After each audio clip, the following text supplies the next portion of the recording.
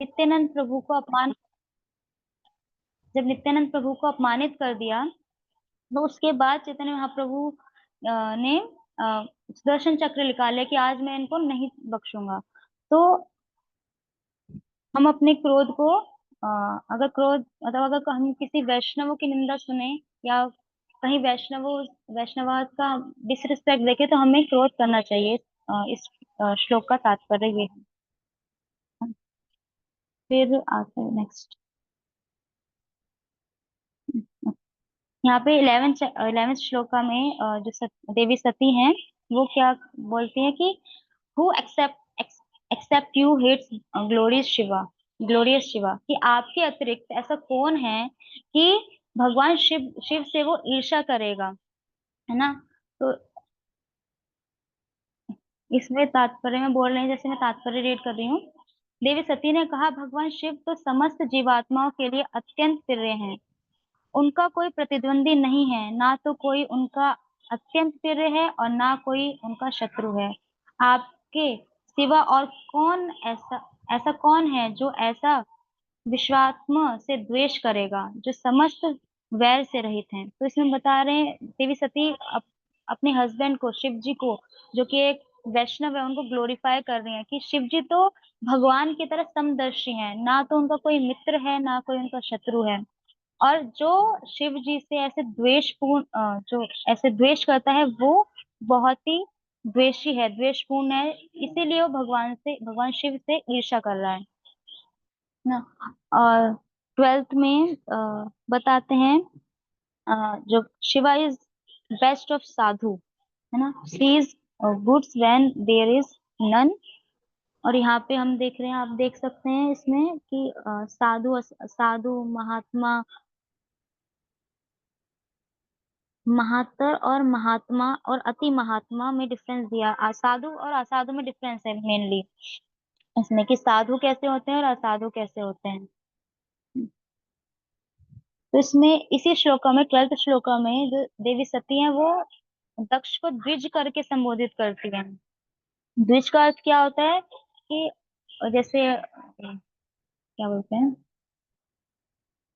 ब्राह्मण वैश्य शूद्र, ये जो उच्च जातियां होती है उनको द्विज में कंसीडर किया जाता है। द्विज का मतलब जिसने एक अ, ज्ञान प्राप्त कर रखा है।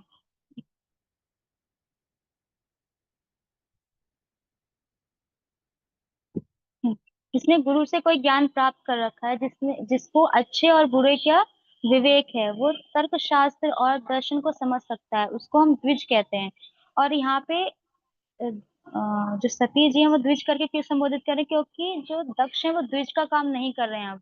वो क्या है, शूद्र से भी निम्न हो चुके हैं, क्योंकि वो डिवोटी की डिसरिस्पेक्ट कर रहे हैं यहाँ पे ना। यहाँ पे प्रभुपाद अपने तात्पर्य में मधुमक्खी का एग्जाम्पल देते हैं कि मधुमक्खी जो है वो कभी भी हाँ, जो जैसे फूल से वो मधु लेने जाती है, उसके कलर या फिर जो उसके कांटे होते हैं उनको ध्यान ना देके सिर्फ मधु पे कंसंट्रेट करती है।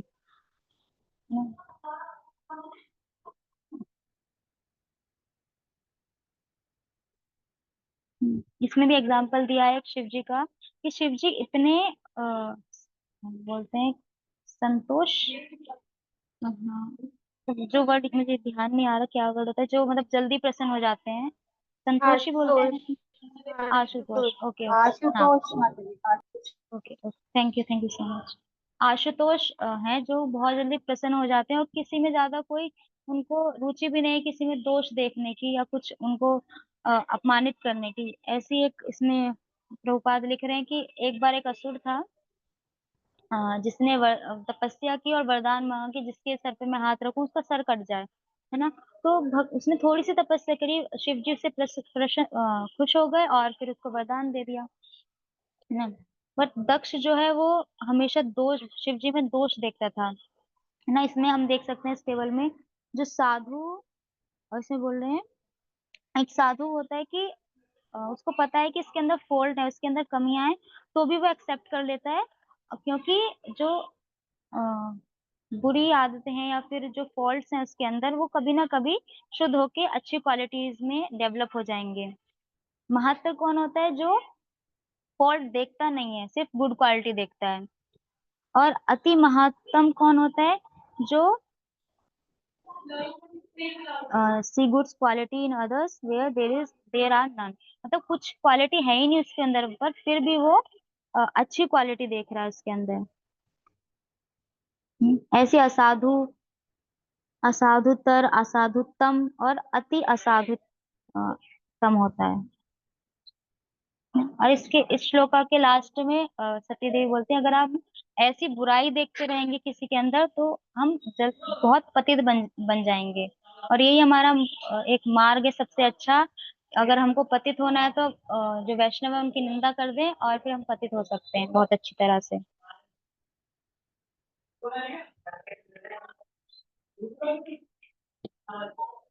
आगे के श्लोक देखते हैं।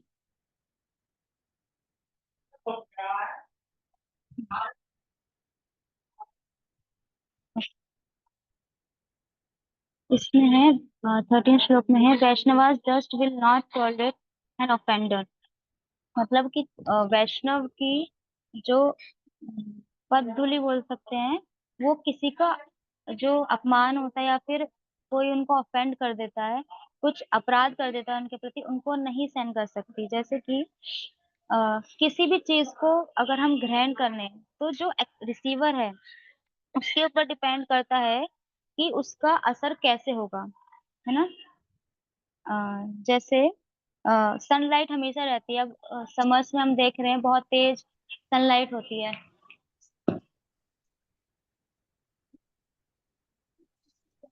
ना। तो जो अभी गर्मियों के सीजन में कुछ कुछ ऐसे पेड़ होते हैं जो मुरझा जाते हैं, पर कुछ कुछ ऐसे पेड़ होते हैं टूट जाएगा भाई वो तो बोलना। जो बहुत अच्छे से खिलते हैं और उनमें फल फ्रूट आता है। तो ये उस रिसीवर के ऊपर है कि वो रिसीवर कैसे उसको ग्रहण कर रहा है ना। बट अगर हम देखा जाए, जो वैष्णव होते हैं वो तो अपने जो अपने प्रति जो भी अपराध होते हैं वो उनको क्षमा कर देते हैं, पर भगवान उन अपराधों को लेते हैं। जैसे प्रभुपाद इसमें तात्पर्य में बोल रहे हैं कि अगर आपके सर पे अगर धूप लगे तो आप सहन कर सकते हैं, बट अगर आप कहीं गरम, बहुत ही गर्म पत्थर पे चलें तो आप सहन नहीं कर सकते। ऐसे ही भगवान है, अगर भगवान के ऊपर स्वयं कोई आप अपराध कर देते हैं भगवान क्षमा कर देंगे, पर जो उनके सेवक गण हैं, जो चरणों की तरह उनके चरणों की सेवा करते हैं, अगर उनके प्रति आपने अपराध कर दिया तो फिर भगवान आपको नहीं नहीं छोड़ेंगे। तो जैसे हम बहुत सारे एग्जाम्पल देखते हैं अम्बरीश महाराज का, है ना। अ, उनके प्रति भी अपराध किया गया था तो भगवान ने उनको प्रोटेक्ट नहीं किया था।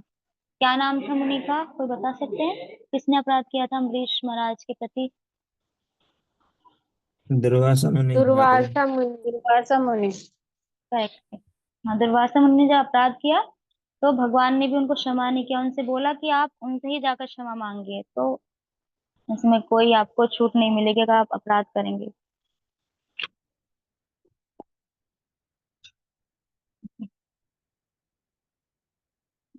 और इसमें तात्पर्य के लास्ट में प्रभुपाद बता रहे हैं कि जो दक्ष है वो अपने आप को शारीरिक लेवल पे मान रहा है ना। वो मान रहा है कि मैं देवी सती का पिता हूँ, और इस रिश्ते से वो जो शिव जी हैं उनके क्या लगे, ससुर लगे। तो उनको एक रिस्पेक्ट का भाव कि वो मुझे रिस्पेक्ट करें।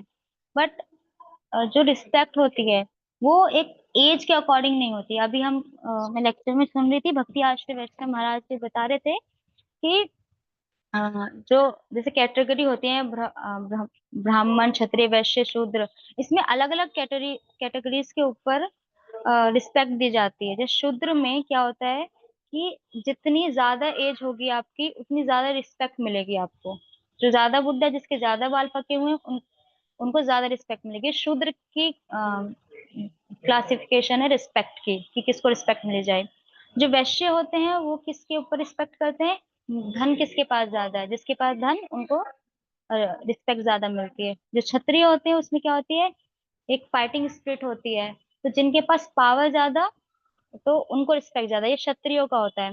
और ब्राह्मण में क्या होता है, जिनके पास नॉलेज ज्यादा है, जो ज्ञान में बहुत उच्च हैं, जिनको वेदों का में ज्ञान है, ये सब कुछ है, उसमें बहुत ज्यादा उनको रिस्पेक्ट मिलती है। तो अगर हम इस उससे देखें तो जो दक्ष हैं वो किस कैटेगरी में आ रहे हैं, शूद्र की कैटेगरी में आ रहे हैं, क्योंकि वो एज पे डिपेंड करे कि मैं उनसे बड़ा हूँ, ओहदे में बड़ा हूँ, और वैसे भी बॉडीली लेवल पे देख रहे हैं तो रिस्पेक्ट मांग मतलब चाह रहे हैं वो, तो हम देख सकते हैं वो शूद्र की कैटेगरी में आ रहे हैं। अगर हम देखें कि जब सुखदेव गोस्वामी अ, भागवतम सुनाने आए तो वहां पे बहुत सारे लोग थे, नारद जी थे, उनके पिता स्वयं थे वहां पे।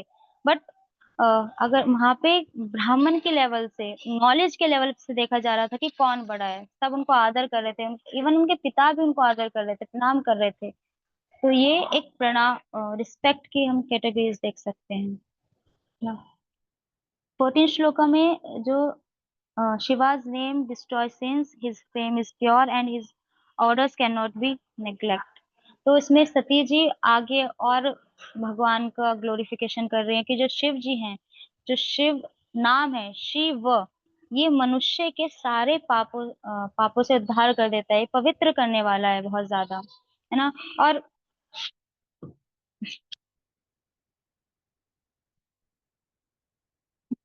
पवित्र करने वाले, और जो भगवान का जो भी ऑर्डर होता है उसको कोई भी अमान्य नहीं कर सकता।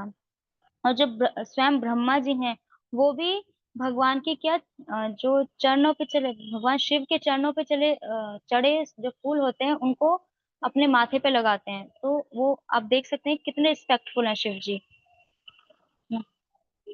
15 श्लोक में आगे और ग्लोरिफिकेशन करती है देवी सीता की, शिव जी कैसे एक भक्त के और अभक्त के सबके क्या है, मित्र हैं। ऐसा नहीं सिर्फ अपने जो फॉलोवर्स हैं उनके मित्र, यहाँ लिख रहे हैं कि जो तीनों लोग के समस्त प्राणियों के मित्र हैं, शिव जी क्या है, तीनों लोगों के प्राणी जितने भी हैं उनके मित्र हैं। असाधु के कैसे हैं, जैसे अगर कोई असाधु है, कोई भगवान शिव की पूजा करता है कि मुझे ये दे दो ये दे दो, तो भगवान दे देते हैं, बहुत सिंपल, मतलब ज्यादा कुछ तपस्या करनी नहीं होती, सिंपल बहुत इजीली दे देते हैं। और जो अब जो भक्त हैं उनके लिए तो और भी अच्छा, क्योंकि शिव जी जो है वो परम वैष्णव है, तो उनके लिए तो वो मित्र हैं ही, तो दोनों तरीके से वो सबके मित्र हैं। हम्म, आगे जो मैं अभी पॉइंट बता रही थी कि जो ब्रह्मा जी भी उनके पद धूलि को अपने सिर पे धारण करते हैं, वो 16 श्लोका में आया है। His foot wash is held on head by Brahma, तो ब्रह्मा के द्वारा भी वो पूजनीय है। तो जब ब्रह्मा के द्वारा, ब्रह्मा कौन है, दक्ष जी के पिता हैं, जब दक्ष के पिता शिव जी को रिस्पेक्ट दे रहे हैं तो दक्ष जी भी दक्ष कैसे एक्सेप्ट कर सकते हैं कि शिव जी उनको रिस्पेक्ट दें ना। उनसे मतलब इससे मतलब इसका मतलब वो अपने पिता से ही बढ़कर अपने आप को मान रहे हैं। और इसमें प्रभुपाद तात्पर्य बोला बता रहे हैं कि ब्रह्म संहिता में शिव जी को दही या मट्ठा जैसा कहा गया है। यद्यपि जो दही है वो दूध से ही बनती है, पर जो दही है वो दूध नहीं है, ऐसा इसमें प्रभुपाद बता रहे हैं कि तो शिव जी वो भगवान के लेवल पे हैं पर भगवान नहीं है वो उस टाइप से। ओके, आगे हम बढ़ते हैं।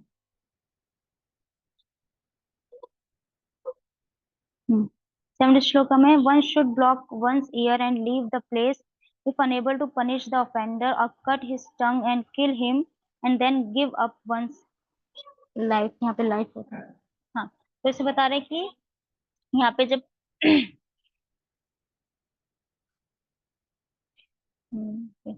एक सेकेंड पीछे।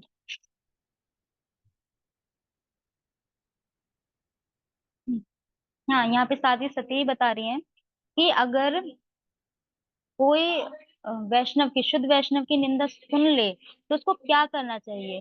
तो उन्होंने बताया कि तात्पर्य में प्रभुपाद इसमें बता रहे हैं, इलेबोरेट कर रहे हैं कि जो ब्राह्मण है तो उसको अपना शरीर त्याग नहीं करना चाहिए। वैसे तो आपको शरीर त्याग करने देना चाहिए, पर जो ब्राह्मण है उसको अपना शरीर त्याग नहीं करना चाहिए। क्यों? क्योंकि जब अगर आप ब्राह्मण होकर शरीर त्याग करेंगे तो आपको ब्रह्म हत्या का पाप लगेगा। तो आपको कान में उंगली डाल के वहां से निकल जाना चाहिए, उसकी निंदा नहीं सुननी चाहिए वैष्णव की। और ये क्षत्रिय है, क्षत्रिय में क्या है, लड़ाई की स्पिरिट है, तो उसमें बोल रहे हैं कि आपको वहां से उस जो निंदा कर रहा है वैष्णव की, उसकी जीभ काटनी चाहिए सबसे पहले, और उसके बाद उसको मार देना चाहिए, और उसको मार देने के बाद खुद अपना अपनी अपने को त्याग कर देना, अपनी हत्या कर देनी चाहिए। और जो क्षत्रिय वैष्णव है वो उनमें से कुछ नहीं, वैश्य और शूद्र हैं, वो उनमें से कुछ नहीं कर सकते, तो उनको अपना शरीर ही त्याग कर देना चाहिए। तो इसमें सती जी, जो साध्वी सती है, वो अपने आप को शूद्र लेवल पे मान रही है।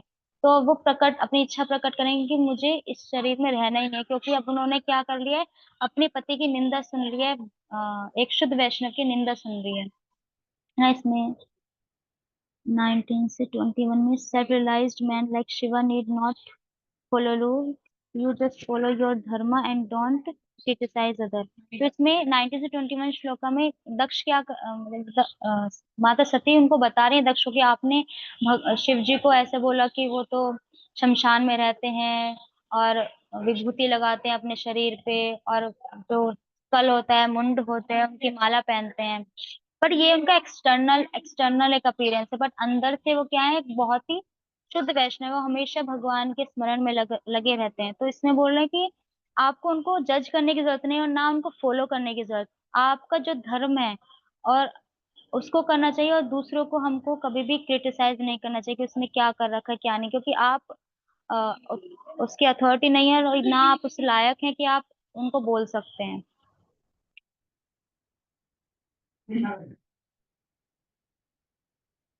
यहाँ से 18 से 20, 21, 23, इसमें सती देवी बोल रही है कि स्टार्टिंग में बोल रहे हैं कि दक्ष ये सोचता है कि जो शिव जी है वो ज्यादा वेल्थी नहीं है। मैं जल्दी से कवर करूंगा, टाइम हो रहा है। कि वेल्थी, उनके पास ज्यादा कुछ ऐश्वर्य नहीं है, बट वहां पे देवी सती बोलती हैं कि अरे उनके पास ऐश्वर्य ऐश्वर्य इतना है कि आप अंदाजा तक नहीं लगा सकते, है ना। अ, हाँ, जो दूसरों को इतना ऐश्वर्य दे सकता है, क्या उसके पास इतना ऐश्वर्य नहीं होगा। देवी दुर्गा खुद, जो शिव जी की उपासना करते हैं, देवी दुर्गा जो उनकी पत्नी के रूप में विराजमान है, उनको ऐश्वर्य देते हैं। कभी कभी ऐसे लगता है जो विष्णु भक्त होते हैं, जो कृष्ण भक्त होते हैं, उनके पास कम ऐश्वर्य है, और शिव जी के भक्तों के पास बहुत ऐश्वर्य है। तो ये तो बिल्कुल तर्क है ही नहीं कि दक्ष बोले कि शिव जी के पास कोई ऐश्वर्य नहीं। हाँ, वो अपने ऐश्वर्य दिखाते नहीं है, इसका मतलब ये नहीं उनके पास ऐश्वर्य नहीं है कुछ।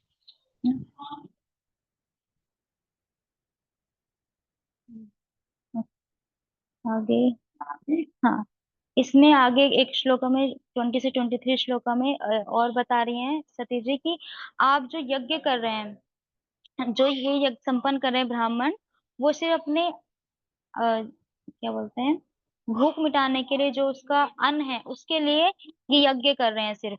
और इसमें विश्वनाथ चक्रवर्ती ठाकुर बोलते हैं ऐसे जो ब्राह्मण होते हैं वो सिर्फ कौओं के भांति हैं, जो सिर्फ कूड़े कचरे का जो झूठन होता है उसको खाने के लिए आते हैं। क्यों? क्योंकि जो ब्राह्मण होते हैं, अ, जो ब्राह्मण यज्ञ करवाते हैं, अगर वो यज्ञ विष्णु यज्ञ नहीं है, अपनी इंद्र तृप्ति के लिए यज्ञ करा रहे हैं, तो वो कोवे की भांति है ना। इसमें ऐसा बोल रहे हैं।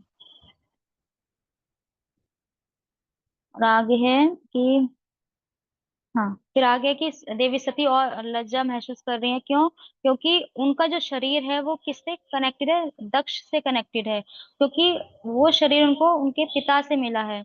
और अब उनके पिता ने क्या किया है, बहुत ही जघन्य अपराध किया है एक वैष्णव की निंदा करके, तो उन्हें लज्जा आ रही है अपने आप को उनकी पुत्री कहते हुए। इसमें,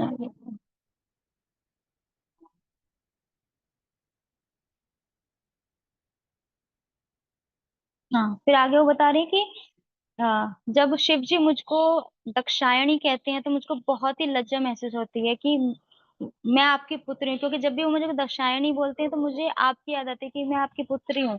दक्षायणी का मतलब दक्ष की पुत्री। तो उसमें वो ऐसा बता रहे हैं कि ये शब्द सुन के मुझे बहुत ही लज्जा महसूस होती है कि अब, मतलब यहाँ पे सती जी बोलने का मतलब चाह रहे हैं कि मैं उनके, ये शरीर आपने दिया है तो मैं इसको त्यागूंगी अब। उस कॉन्टेक्स्ट में चल रहा है ये अभी।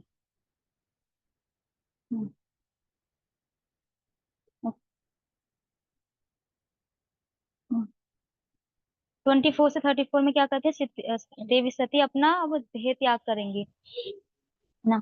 24 से 27 में क्या कर रही है? Meditating on Shiva's lotus feet, she lit her body to fire, है ना। तो देवी सती क्या होती है कि अपने शिव जी को पूरा माइंड में बिल्कुल शिव जी को याद करती हैं, और जमीन पे बैठ जाती हैं योगासन लगा के। और उन्होंने कौन से वस्त्र धारण किए थे? केसरी रंग के वस्त्र धारण किए थे उन्होंने, जो कि प्रतीक होता है कि अब ये अपना शरीर त्याग रहे हैं, है ना। तो वो जमीन पे बैठी, योग जो है जैसे योगी बैठते हैं, आसन बिछाया, सब कुछ रेडी किया, और बैठ गई, और अपने योग करने लगी। जो अपना ध्यान था वो केंद्रित करने लगी। इसमें बता रहे थे कि कैसे कैसे योग बढ़ता है। पहले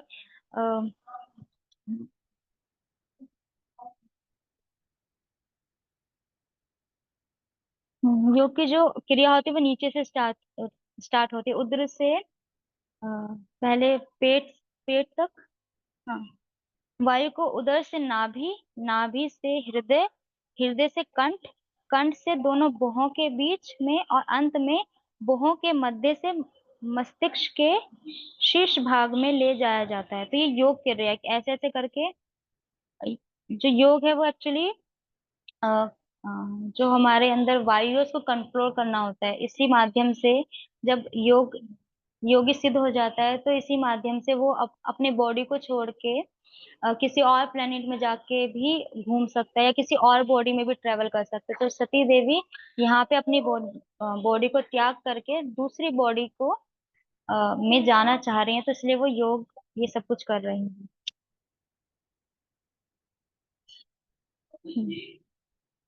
इसमें प्रभुपाद लास्ट में बता रहे हैं कि देवी सती को कोई आध्यात्मिक शरीर नहीं मिला। अगर हम सोचें कि ये वाला शरीर त्याग के उन्होंने आध्यात्मिक शरीर प्राप्त किया, बट नहीं, उनको भौतिक शरीर ही, जो पर्वत जी की पुत्री पार्वती के रूप में उन्होंने अगला जन्म स्वीकार किया। 28 a great cry rose from the sky. जब देवी सती ने शरीर त्याग कर दिया, तो जो सभी देवतागण थे उन्होंने बहुत ही हाहाकार मच गया सब जगह कि देवी सती ने अपना शरीर क्यों त्याग किया। ये शरीर तो भगवान शिव के इतने समीप रहता था, और हमेशा भगवान की लैप जंघा पे बैठे रहती थी देवी सती। ऐसा क्या हुआ कि उनको विवश होकर अपना जो शरीर है वो त्याग करना पड़ा? 29 में बता रहे हैं, Daksha was so disrespectful to his honourable daughter. ये दक्ष इतना इतना ज्यादा कटु हो सकता है, कठोर हृदय का हो सकता है, कि अपनी प्रिय पुत्री को उसने तवज्जो नहीं दी, मतलब क्या बोलते हैं इसको, रिस्पेक्ट नहीं दी। और जब देवी सती आ रही थी चल के दक्ष से मिलने उनके यज्ञ में, तो वो सोच रही थी कि मैं तो सबसे छोटी पुत्री हूँ, तो और पिता का स्वाभाविक आकर्षण मेरे तरफ है, तो पिताजी मुझको रिस्पेक्ट तो करेंगे। बट दक्ष इतना कठोर हृदय हो सकता है, ये किसी ने नहीं सोचा था कि एट द टाइम जब सती जी बैठ गई शरीर त्याग करने के लिए, तब तक उन्होंने उनको रोका तक नहीं कि आप शरीर त्याग नहीं कीजिए। तो इसमें बता रहे हैं कि वो ब्राह्मण नहीं है, क्योंकि ब्राह्मण जो होता है वो बहुत ही कोमल हृदय का होते हैं, और जो दक्ष है वो इतना कठोर, इतना निर्दय हो सकता है कि अपनी स्वयं की पुत्री जो इतनी प्रिय थी उनको उनको देह त्याग करने से रोका नहीं। बस किस वजह से? क्योंकि जो सती जी हैं वो शिव जी से रिलेटेड हैं, उनकी पत्नी हैं, और शिव जी से उनका झगड़ा चल रहा है। सिर्फ इसी वजह से उन्होंने अपनी बेटी को देह त्याग करने दिया। हाँ, ये 30 वाला कवर कर लिया मैंने, कि दक्ष बहुत ही ब्राह्मण नहीं है, क्योंकि जो ब्राह्मण होते हैं उनका हृदय बहुत सॉफ्ट होता है।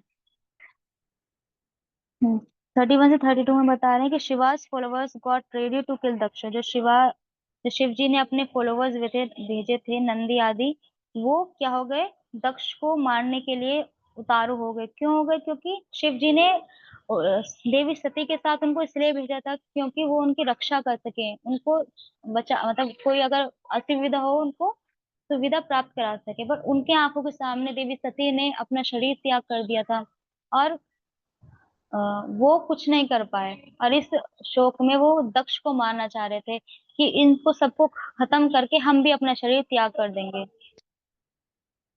And Bhrigu offered objection to kill. तो भृगु वहां पे एक ब्राह्मण थे, उन्होंने क्या किया, साउथ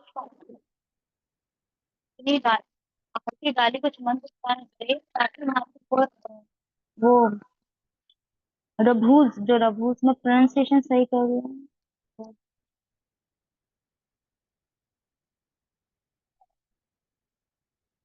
हाँ, उन्होंने साउथ में आहुति दी, कुछ मंत्र उच्चारण किए, ताकि वहां से रघु जो देवता देवता लोग हैं वहां से प्रकट हों, और जो ये शिवाज के फॉलोवर्स हैं उनको मार सकें, है ना। और लास्ट में 33 से 34 में है कि वो रघुज प्रकट हुए और उन्होंने जो शिवाज के फॉलोवर थे, शिव जी के फॉलोवर थे, उनको अटैक किया। तो जब वो वहां से निकले देवता लोग, तो शिव जी के जो फॉलोअर्स थे वो भागने लगे, क्योंकि उनको पता था कि हम से ज्यादा ताकतवर हैं, और वो क्या हुए, अंतर्ध्यान होंगे। लास्ट में क्या है, ब्रह्म ज्योति, है ना। ब्रह्म ज्योति में ब्रह्म ज्योति से क्या हो गए, वहां से गायब हो गई, एक शक्ति होती है हम तेज, है ना। और ऐसे करके ये वाला अध्याय पूर्ण हुआ।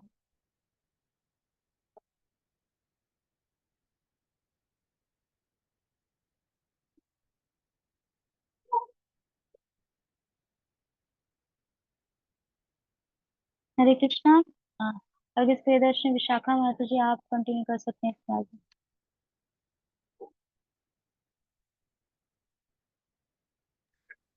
हरि बोल, हरि बोल, हरि बोल, हरि बोल।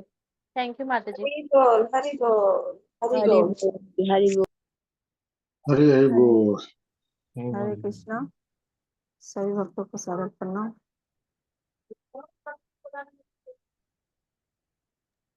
माता जी आप पीपीटी शेयर करेंगे, आपको यस पोस्ट माता करना जी। तो। माता जी मैं आकांक्षा कर मत, दूंगी। आकांक्षा मत अभी करेगी। एक सेकंड दीजिए। कोई बात नहीं, तब तक आप करिए, मैं थोड़ा सा तब तक बोलती है ना। ओम नमो भगवते वासुदेवाय। ओम नमो भगवते वासुदेवाय। ओम नमो भगवते वासुदेवाय। वाञ्छाकल्पतरुर्यस्य कृपा सिन्धुएव च पतितानां पावनेभ्यो वैष्णवभ्यो नमो नमः। सभी भक्तों के चरणों में सादर प्रणाम। मैं बस इसको थोड़ा पढ़ने करने का प्रयास कर रही हूँ।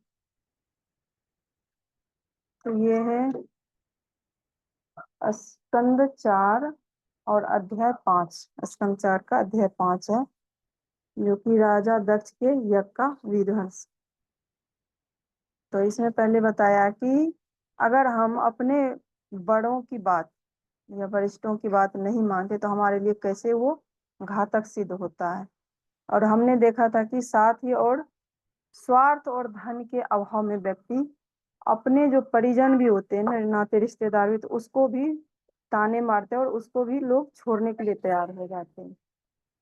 और कह रहे कि भागवतम ऐसी कथा है जो हमारे जीवन में मर्म की तरह समझने में सहायता करती है। अगर हम अच्छे से समझना चाहें तो वो भी हमें सहायता देती है। ऐसे ही उदाहरण देते हैं जिसको देखकर हम शिक्षा लें, अगर हम पालन करेंगे तो हमें उससे लाभ मिलेगा। और भागवतम जो कह रहे हैं, भागवतम बहुत शिक्षाप्रद है, हमें सिखाती है कि किस तरह से भक्तों की सेवा करनी है, भक्तों के प्रति अपराध नहीं करनी। और कह रहे किसी के धन को और वर्तमान समय के पीछे का भी हम देख के उनका आचरण नहीं लगा सकते, उनसे हम गलत आचरण नहीं कर सकते कि इसके पास धन नहीं है तो हम गलत तरह से उनको ट्रीट करें, ऐसा नहीं करना चाहिए। जैसे कि सती माता का कि हमारे पास बहुत धन है। जब दक्ष महाराज उनकी कर रहे थे बेइज्जती तो कह रहे कि हमारे पास बहुत धन है, क्योंकि दक्ष महाराज जो थे वो अपने अहंकार में आ गए थे कि मेरे पास बहुत सारा। तो सती माता कह रही कि मेरे पास भी बहुत है, लेकिन मैं प्रदर्शन नहीं करती हूँ इस चीज का कि मेरे पास बहुत है। और फिर कह रहे कि कितना भी घनिष्ठ संबंध क्यों ना हो, उसको हम धन के उसमें आके अहंकार में हम उसको भी छोड़ सकते, जैसे कि राजा दक्ष ने छोड़ा। जैसे कि हमने देखा कि राजा दक्ष अपने दामाद को भी और अपने पुत्री का कैसे अपमान किया था सभा में।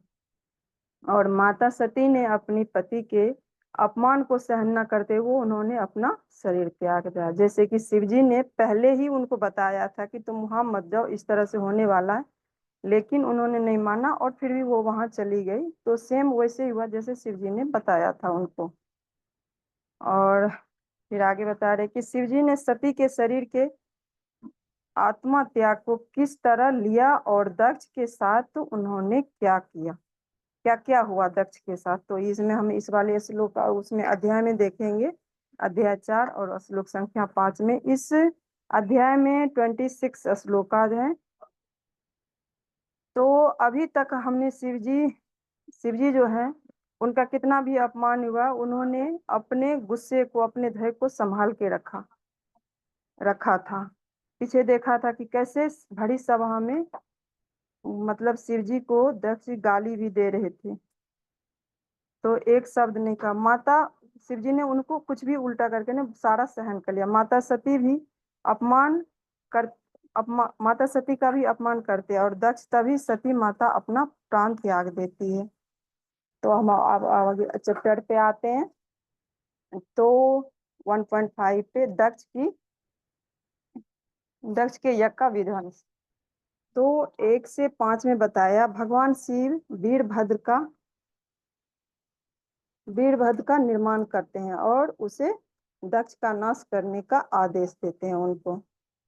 और 6 से 13 में बता रहे हैं कि वीरभद्र और उनके साथी बलि क्षेत्र में पहुंचते हैं और लोग धूल के तूफान के कारण और भगवान शिव की शक्ति के बारे में चर्चा करने लगते हैं सभी लोग। और 14 से 18 में बता रहे हैं शिव के अनुयायियों द्वारा दक्ष का विध्वंस। और 19 से 26 में बता रहे वीरभद्र की गतिविधियां, भृगु की मूछें उखाड़ना और भांग की आंखें फोड़ना, पूषा के दांत तोड़ना और दक्ष का सिर काटना। तो हम श्लोकाज पे आते हैं। श्लोक संख्या 1 में बता रहे हैं कि शिवजी ने सती की जब मृत्यु का समाचार सुना और शिव बहुत ही क्रोधित हो गया। जब माता सती अपना प्राण त्यागी तो ये समाचार पूरे सब में फैल गया और ये चर्चा का विषय हो गया कि ये कैसे होगा, क्यों हो गया। तो अपनी पुत्री का अपमान किया किसने? दक्ष ने किया। वो इतना निष्ठुर था, मतलब उसको कह सकते कोई पिता इस तरह से कर नहीं सकता अपनी पुत्री का अपमान, तो ऐसे राजा दक्ष ने किया था।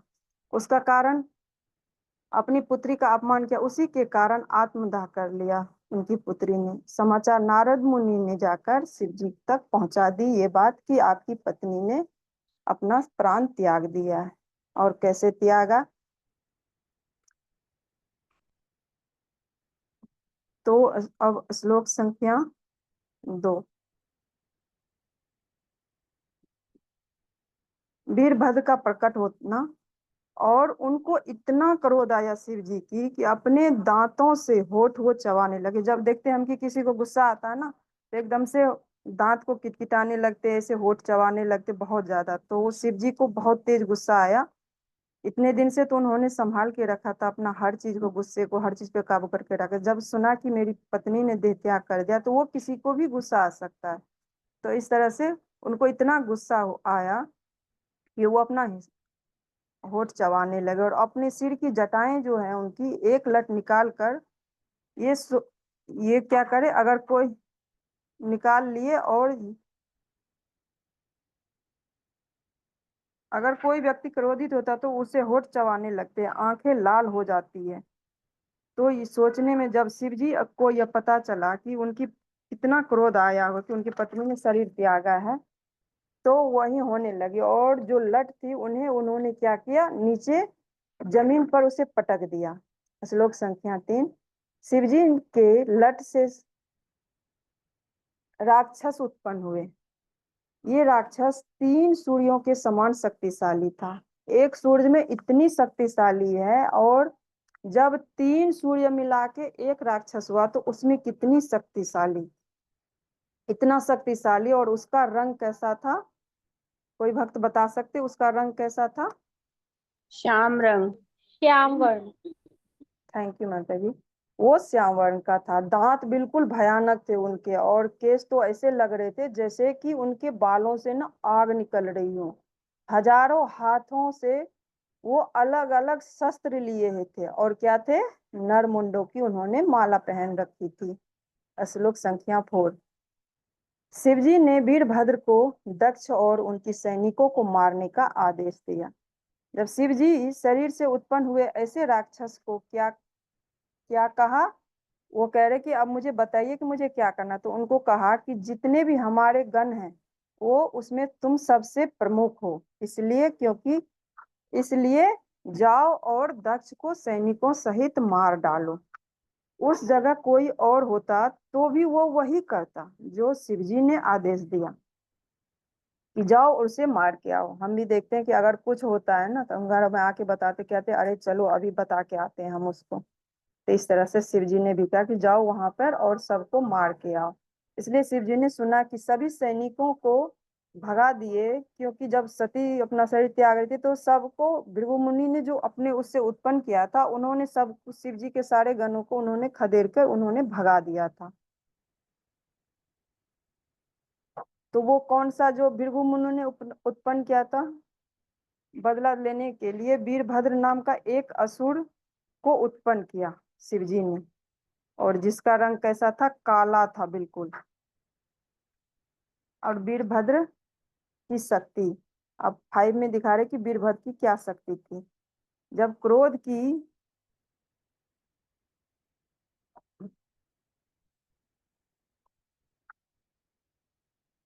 जब क्रोध जब हुआ तो उनको शिवजी ने आदेशों का पालन करने के लिए वो बहुत उद्यत हो गए। तात्पर्य था कि शिवजी जल्दी से निकाले, वो बोले कि हमें क्या करना है। तो वो बहुत तत्पर्य था कि मुझे जो कहेंगे मैं तुरंत करने जाऊंगा। सेवक को इसी तरह से तैयार रहना चाहिए कि अगर किसी ने कुछ कहा तो हमें उसी तरह से उसमें हमें जो भी आदेश दिया उसमें हमें तुरंत जाना चाहिए, है ना। उसका पालन करना चाहिए, उसमें कोई किंतु परंतु नहीं लगाना चाहिए कि अरे अभी नहीं जाएंगे, थोड़ी देर में जाएंगे या बाद में जाएंगे, नहीं। जो हमारे गुरु का या वरिष्ठ भक्तों का जिसका भी है, जो भी हमें आदेश देते हैं हमें उसका पालन करना चाहिए, और दास का यही लक्षण होना चाहिए। दास का कोई बुद्धि अपना नहीं लगाना चाहिए, जो कहा सो उस पे करना है, तब तो हम आगे बढ़ सकते हैं। जैसे कि इसमें एग्जाम्पल दिया था कि जैसे रामचंद्र जी थे और सुग्रीव और हनुमान जी को कहा कि आप सीता माता का पता लगाइए और ढूंढ के लेके आइए। तो सीता माता का पता लगाओ तो बहाने नहीं बनाया उन्होंने। जैसे वो हनुमान जी, इतना बड़ा समुद्र था लेकिन तब भी उन्होंने प्रयास करके वहां तक गए कि हम ऐसे कैसे लौट के जाएंगे, हमें हमारे प्रभु ने हमें आदेश दिया था, हमें उसका पालन करना ही है। तो इसी तरह से पालन करना चाहिए।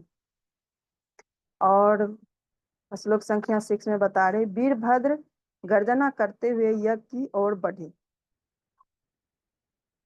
ये जो राक्षस था ऐसा लग रहा था कि वो मृत्यु को भी वध कर दे, इतना उसमें तेज भी था और इतनी उसमें गर्जना कर रहे थे कि लग रहा था कि मृत्यु को भी वो वध कर सकते हैं। और क्या था, पैर में उन्होंने कड़ा पहन रखा था, मोटे मोटे कड़े पहन रखे थे, ऐसे लग रहा था कि वो गर्जना कर रही हो, उसकी आवाज ही इतनी थी। और श्लोक संख्या 7 में, धूल का तूफान, जब यज्ञ चल रही थी तो जब यज्ञ चल रहा था तो तभी ये लोग क्या हुआ वहां पे, सभी लोग जो थे, आवाज नहीं आ रही। हरे कृष्णा। आ रही है माता जी आपकी। आवाज अच्छा तो मुझे क्लियर आ रही है, सही आ रही है आवाज तो। अच्छा, नहीं कोई कह रहे थे ना नहीं आ रही आवाज। श्लोक संख्या 7 में बता रहे, जब यज्ञ चल रहा था वहां पे तो लोग वो अपने दल बल के साथ पहुंचे। तब तब वहां पे क्या हुआ, अंधकार होने लगा, आंधी आ गई, धूल भरी आंधी आ गई। ऐसे लग रहा था कि जब पता नहीं कुछ कारण भी नहीं था और इतनी अंधेरा होने लगा था। और कह रहे कि जब कभी विनाश का समय आता ना तो ऐसे अशुभ चीज दिखने लगते हैं, कि कह रहे यहाँ पे तो इतना कुछ लग नहीं रहा लेकिन फिर भी अंधेरा हो रहा, धूल भरी आंधी चले। पहले हमने पढ़ा था कि जब हिरणाक्ष का जन्म हुआ था, इसी में पढ़ा था आगे कि जब हिरणाक्ष का बर्थ तो कैसे सारे अपशगुन दिखने लगे थे। तो उसे पता चल रहा था कि कुछ ना कुछ अपशगुन होने वाला था। इसमें भी इसी तरह से बता रहे कि कहाँ से ये धूल भरी आंधी चल रही है। अब श्लोक संख्या 8 में बता रहे हैं कि यह धूल कहाँ से आ रही है और क्या ग्रह का विनाश होने वाला है। तो सभी लोग वहां पर अनुमान लगाने, जब धूल भरी आंधी हरे चलने लगी कृष्णा। तो माता जी स्लाइड चेंज कर दीजिए, स्लाइड अभी पुरानी चल रही है। माता जी चेंज कर दीजिए 8 पे। ठीक है, हो चुकी है, हाँ ठीक। अब तो कर दिया चेंज कर दीजिए। तो वहां पे धूल भरी आंधी कहाँ से, सब लोग वहां पे जितने भी लोग थे वो सब क्या करे, अनुमान लगाने की, न तो गायें जा रही है अपनी चारा के लिए जो उससे धूल आ रही होगी, ना कोई ऐसी हवा चल रही है जिससे धूल आ रही हो, ना कोई लुटेरा जा रहा है जिससे कि उसके रथ के पहिए से धूल उड़ रही हो। क्योंकि राजा बहिर जो थे बहुत शक्तिशाली थे, उनके राज्य में सभी कुशल थे और बहुत शक्तिशाली, वो चोरों को दंड भी देने के योग्य थे, सक्षम थे वो।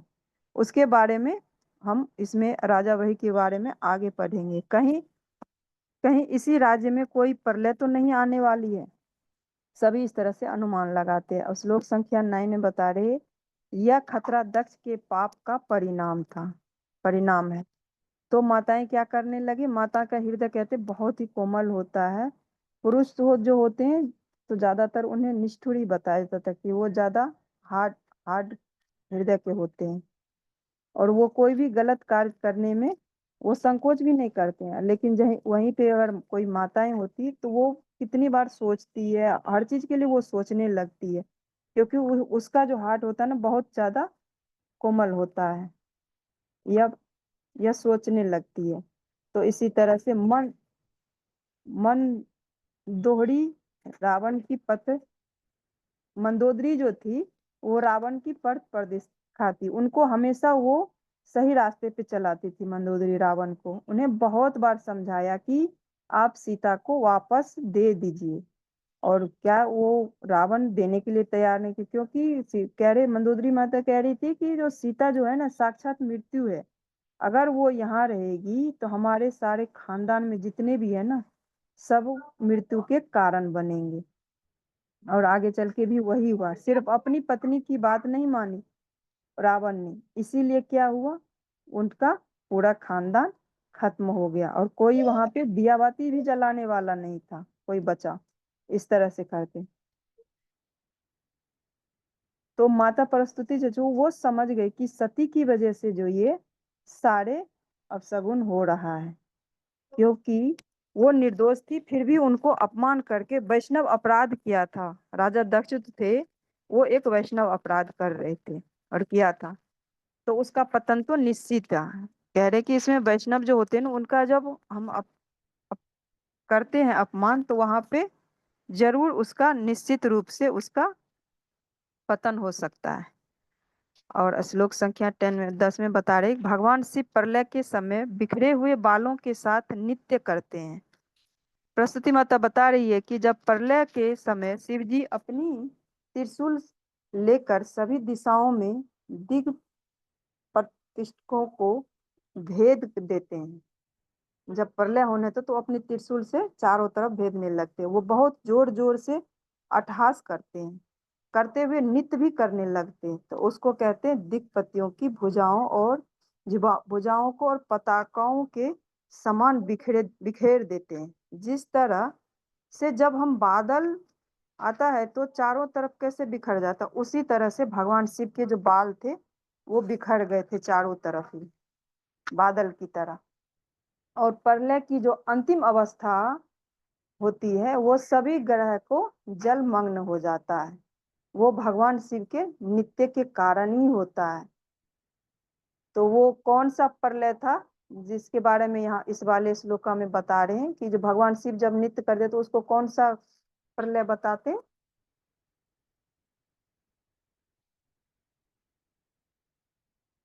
हरे कृष्णा, उसको कौन सा प्रलय प्रलय की बताते? अंतिम अवस्था माता जी, क्या कह रहे? प्रलय की अंतिम अवस्था में सभी ग्रह जलमग्न हो जाते हाँ माता जी, नित्य प्रलय कहलाता है वो, जब भगवान नित्य शिव जी प्रलय। नित्य करते हैं ना तो उसको नित्य प्रलय कहलाते हैं। और अब श्लोक संख्या हरे 11 है। कृष्ण, हरे कृष्णा माता जी, इनको होस्ट बना दीजिए। आकांक्षा माता जी की वो कह रही थी, वो स्लाइड शेयर नहीं हो रही ना, तो होस्ट बना दीजिए उन्हें।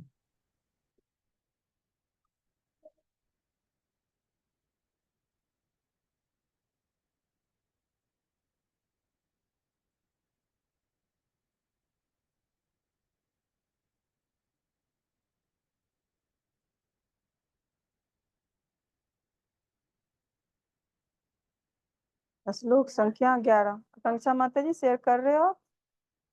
यस माता जी, लीव हो गया था बीच में। ठीक है, आप करिए।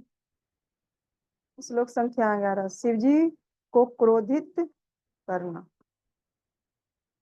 शिव जी ने जो राक्षस उत्पन्न किया था वो इतना भयानक था कि अगर ब्रह्मा जी भी आते उनके सामने तो वो उसका भी वध, क्योंकि उनमें क्या था, 3 सूर्य का ताप था, इतनी शक्तिशाली थे वो।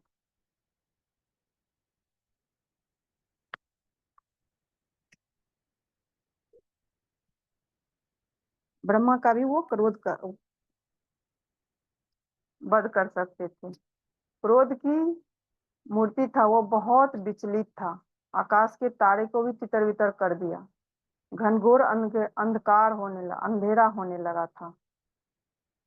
और श्लोक संख्या 12 में अशुभ शकुन, अब शगुन के बारे में बता रहे हैं।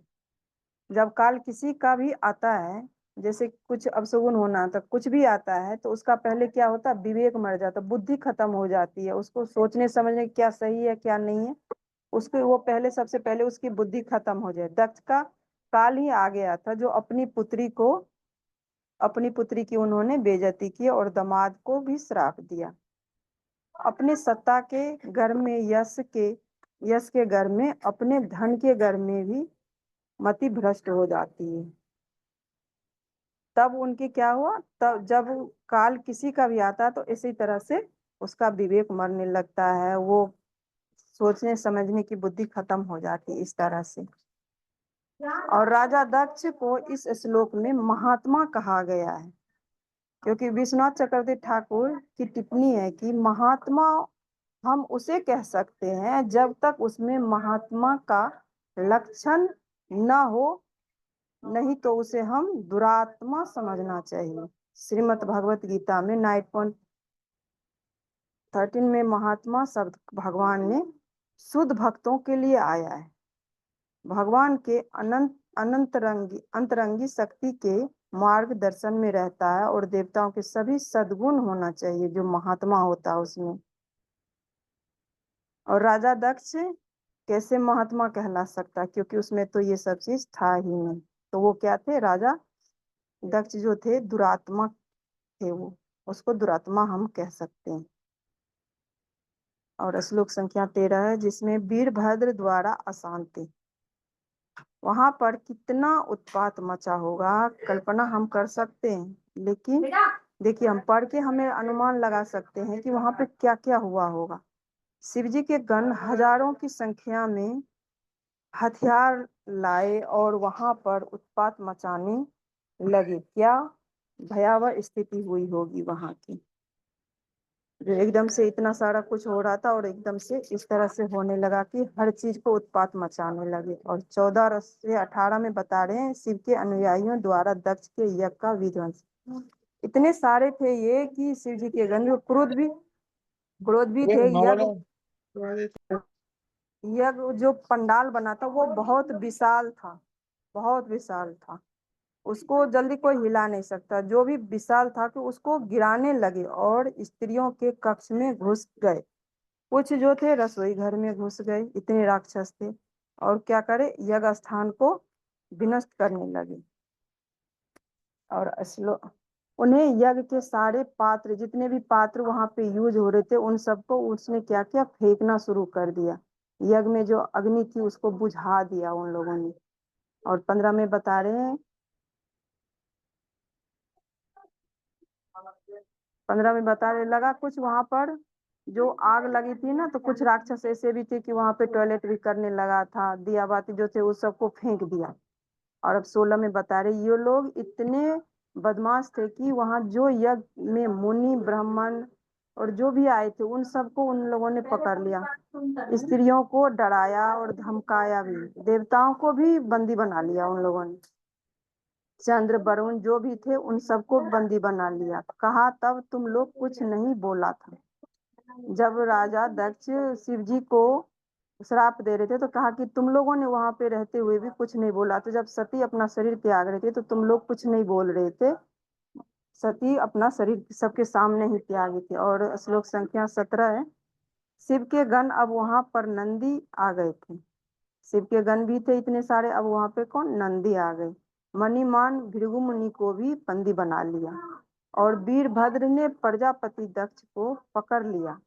अनुचर चंडेस ने पूषा को और नंदी ने भृगु मुनि को बंदी बना लिया। और भृगु मुनि ने ही श्राप दिया था शिवगण को कि पाषंडी हो जाओगे। इस यज्ञ में जो मेन थे उन सबको पकड़ लिया इन लोगों ने, ताकि सबको वो सबक सिखा सके। और श्लोक संख्या है 18। पत्थरबाजी हो रही थी वहां पे। जैसे कि हम देखते हैं पहले भी ना, पहले इतने हथियार नहीं थे तो क्या करते थे, मोटे मोटे पत्थर। पहले जो हम सब छोटे थे ना तो पहले इतनी हथियारें नहीं होती थी लड़ने के लिए ना, तो एक डंडा या पत्थर से इस तरह से लड़ाई होती थी। किसी को हो ना तो वो पहले पत्थरबाजी करते थे। तो इस तरह से वो लोग क्या करे, पत्थरबाजी कर लें। तो क्या किसी का सर फूटा, किसी को चोट लगी, किसी का सर फूट गया, किसी को गुम्मा निकल गया, जैसे ब्लड जम जाता है, तो वो सब होने लगे। और श्लोक संख्या 19 में बता रहे हैं, भृगु की मूछ उखाड़ ले। भृगु मुनि ने जो श्राप दिया था, मूछ पे वो जब, तो मूछ पे वो ताव दिखा रहे थे और वो शान दे रहे थे कि भृगु मुनि ब्राह्मण थे, उनको मार नहीं सकते थे, ब्रह्म हत्या लगता। इसलिए क्या किया, शिव जी के गण ने उसका मूछ उखाड़ लिया। और जब शिव के गण वहां आए तो उन्होंने मूछ पे ताव देते हुए दक्ष शिव से कहा, मैं हूं यहाँ पे। कौन कहा, भृगु मुनि ने कहा कि मैं हूं यहाँ पे, कोई कुछ नहीं कर सकता। इसलिए शिव जी के गण को जो उन्होंने खदेड़ के भगा दिया। तो इसीलिए शिव जी के गण ने उसको क्या किया, उसकी मूछ ही उखाड़ लिया। और मूछ तब उखाड़, पहले के लोग हमेशा मूछ नहीं कटवाते थे। अगर उसके पिताजी या कोई ऐसे मरते थे ना, तब वो सर के बाल भी और मूछ भी सारे मुंडवाते थे।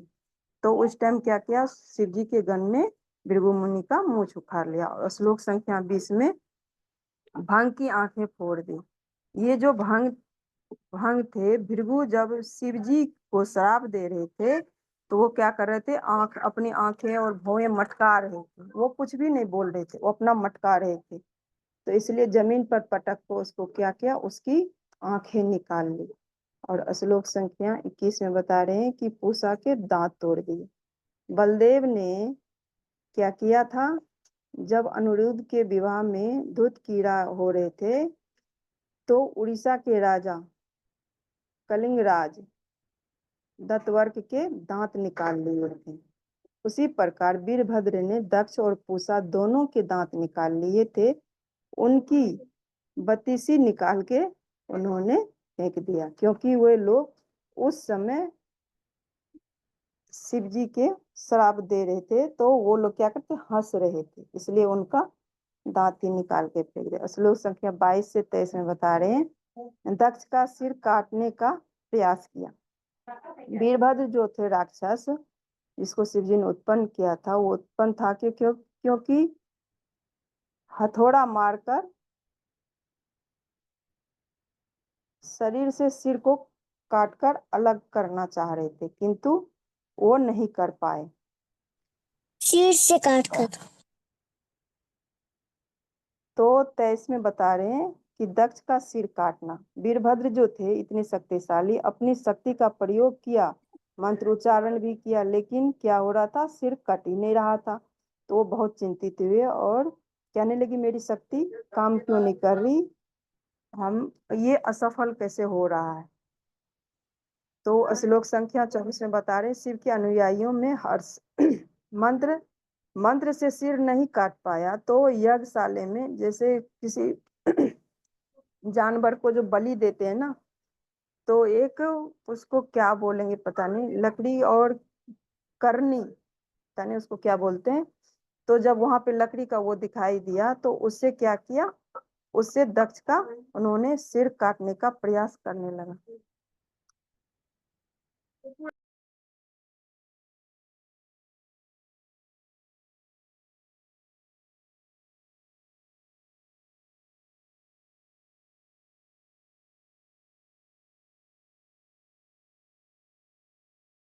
नहीं होगा। और श्लोक संख्या 25 में वीरभद्र ने दक्ष का ही गला काट दिया, सारा खेल उन्होंने खत्म कर दिया। सारे देवता जय जय करने लगे, सभी देवता जो थे वहां पे सभी जय जय करने लगे। और भूत पिशाच जो थे तो सभी बदला लेने के वहां पर आए थे। ऐसा बदला लिया कि काम ही उनका राजा दक्ष का खत्म कर दिया।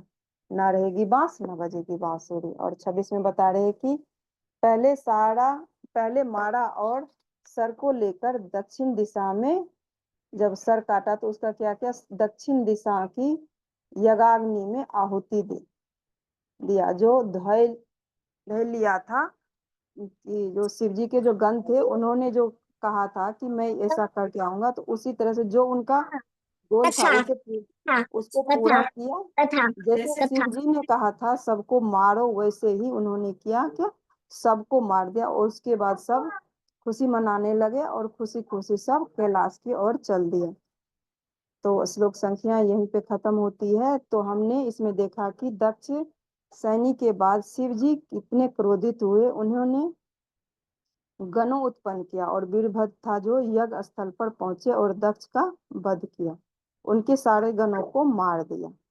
हमें समझना चाहिए कि कैसे दक्ष ने एक भयंकर गलती, सिर्फ एक गलती ऐसी की थी जो शिव जी को अपमानित किया और अपनी बेटी को अपमानित किया। तब सती माता ने अपनी आत्महत्या की और उनके विरोध में शिव जी क्रोधित हुए। तो उसके बदले उनको दक्ष को क्या मिला, उनका सारा कुछ खत्म हो गया। जैसे कि रावण का हुआ था उसी तरह से दक्ष का भी हुआ। तो मैं अपनी वाणी को यहीं पे विराम कर देती हूँ। अगर कोई त्रुटि हुई हो तो मुझे क्षमा करिएगा। हरे कृष्णा। सभी भक्तों को हरि सादर बोल, हरि बोल, हरि बोल, हरि बोल, हरि बोल। थैंक यू माता जी। हरि बोल। हरि बोल। हरि बोल। हरि बोल, हरि बोल। Hare Krishna. Thank you, Kansha Mataji and Priyadashini.